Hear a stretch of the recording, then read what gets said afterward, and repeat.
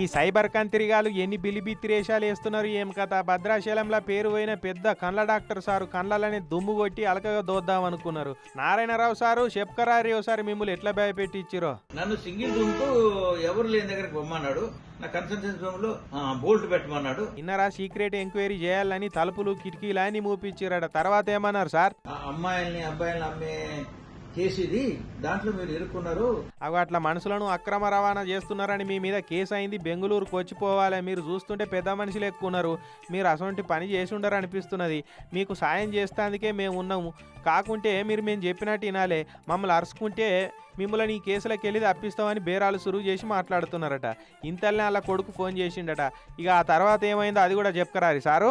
దాదాపు 3-4 గంటల నుంచి నేను హరాజ్ చేస్తుంటే ఎందుకు వాడికి ఆన్సర్ ఇచ్చుకుంటూ కూర్చున్నాను. కట్ చేసాను. విన్నారు కదా, అలా కొడుకుకు సీన్ అర్థమైపోయి ఫోన్ కట్ చేయమన్నాడట. లేదంటే డాక్టర్ సార్ అకౌంట్ ఉన్న పైసలన్నీ ఆమె ఫడ్ చేద్దరు.